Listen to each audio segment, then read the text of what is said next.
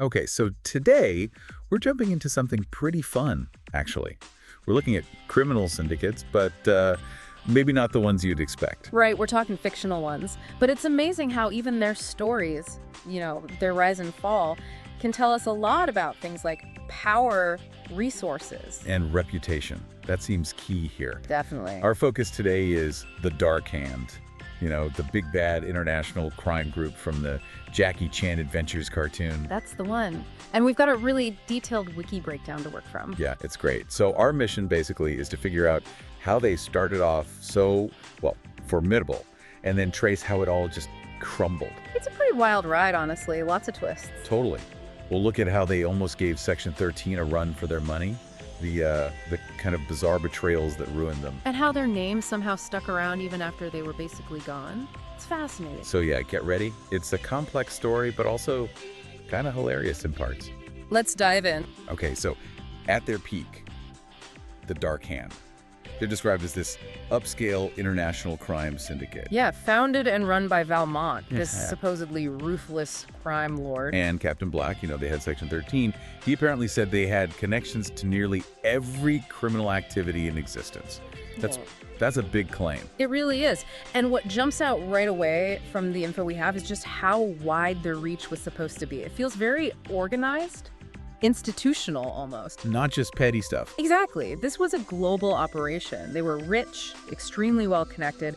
The source says their resources almost matched Section 13's. Which is saying something, right? Section 13 is this, top secret government agency. Precisely. So for a criminal group to be near that level, it implies serious assets. And they had them. Private jets, helicopters, limos, loads of hired thugs. And the gear. Don't forget the gear. Oh yeah, the weaponry. Their main enforcers, Finn, Ratson, Chow, Hawk Fu, they all had those signature electric swords. The ones that could cut through solid steel. Pretty high tech for henchmen. Right. And Valmont himself, he wasn't left out. He had that electric dagger hidden in his cane. Oh yeah, the cane dagger. And that weird fake tooth remote control thing. Yeah. To call the cane back to him, it's definitely a certain style of villainy. It speaks to resources and maybe a bit of flair. And their actual crimes listed for the first couple of seasons. It's a long list. Seriously. Attempted murder, terrorism, kidnapping, hostage-taking, armed robbery, theft. Destruction of property, intimidation. Yeah. They weren't messing around. It really paints this picture of a full-spectrum criminal empire. So you've got this powerhouse organization, government-level resources practically, global network. How does something like that even work, even in a cartoon? Well, it's kind of an idealized crime syndicate, isn't it? The specialized gear, like those swords, suggests they invested heavily in their, let's call it operational tech. Like an R&D department for crime. Sort of. And the connections imply this huge network, maybe like a legitimate multinational company, but, for illegal stuff.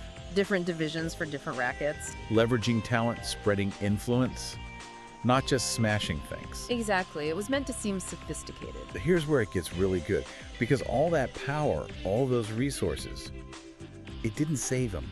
They weren't just taken down by Jackie Chan and Section 13. No, it was way messier than that. Bad business deals, unhappy employees. And a demon. Can't forget the demon. Oh, definitely can't forget Shendu. That was the first big blow, right? Their fancy skyscraper HQ in San Francisco wrecked. Decimated, the source says, by Shendu himself after he basically tore up his contract with Valmont. Right. He reneged on his arrangement. And bang! Valmont and the main enforcers get arrested right after. So that initial betrayal, it wasn't just losing their building, it was the start of the end, financially too. Absolutely critical. They escape arrest, sure, but they have to move into this dump and abandoned fish cannery. Why? Because they were broke. Or getting there fast. The wiki mentions the high-cost expeditions for the talismans they were hunting for Shendu. Exactly. That plus Shendu completely stiffing them on the payment he promised to that lost treasure of Qingxi Home. So they spent all their cash chasing magic rocks for a demon who then refused to pay up. Pretty much, yeah. Talk about a bad investment. If you ignore the magic for a second, what's the lesson there? Don't put all your eggs in one unreliable demon basket. Huh. Basically, it's like a textbook case of terrible risk management. High upfront costs, total reliance on one partner who turns out to be, demonic and untrustworthy. It's a recipe for disaster, magic, or no magic, and you see the domino effect. Oh, clearly. No resources left, it says. They lost the cool high-tech weaponry. And the manpower shrunk, right? Yeah. Just to the core 4 enforcers left: Finn, Ratzone, Chow, Hawkfu, all the nameless background thugs. Gone. Plus, they lost Toru, their biggest guide defects to the Chans. That had to hurt. Yeah, big loss. Their only real asset left was grabbing the discarded talismans after Shendu was defeated the first time. Which shows how quickly things can fall apart when your money, your tech, and your people disappear. And Valmont tries to use the talismans to rebuild, but then Shendu comes back, posthumously possesses Valmont's body, just takes over, talk about a hostile takeover. literally.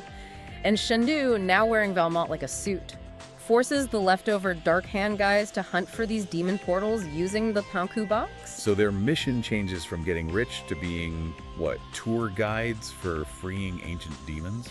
Pretty much. It's a complete derailment of whatever was left of the organization's goals, all driven by their new involuntary demon boss. What a downfall. And this leads to the final nail in the coffin, right? Season 3? Yeah, by then, the Dark Hand is officially defunct.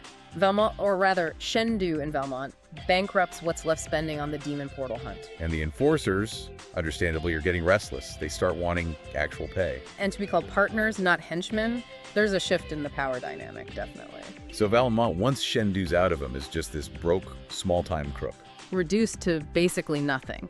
And the enforcers, they're just adrift, latching on to whoever the next powerful, supernatural bad guy is who needs some muscle. It's a total collapse of the whole structure. Which raises that question, right? What is power if your money and your people are gone? Exactly. Even into season 4, the organization is gone, terminated. The enforcers find a new boss, Dialong Wang. The evil wizard. Right.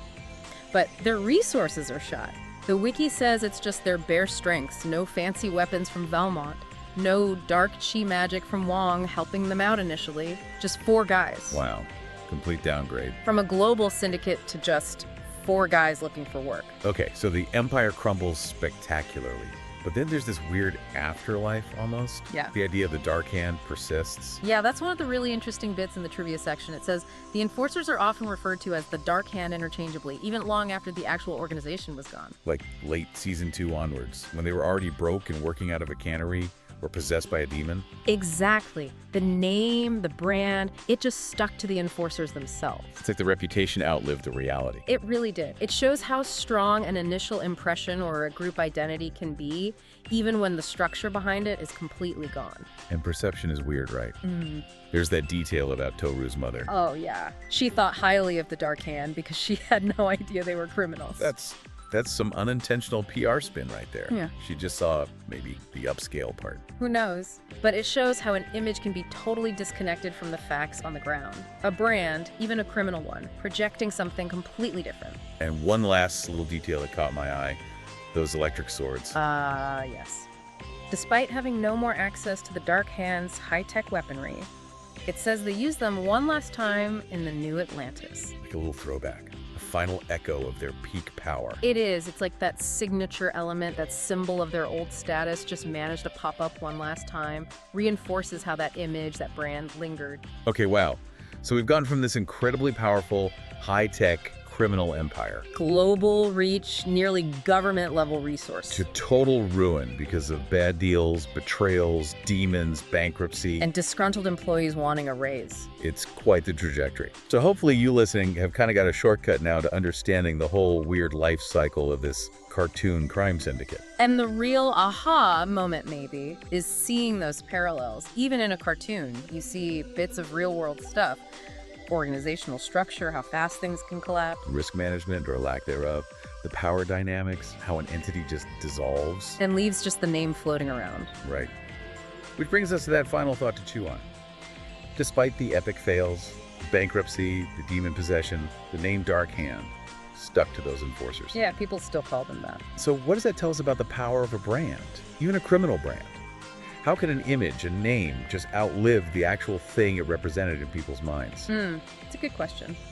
How reputation persists beyond reality. Something to think about.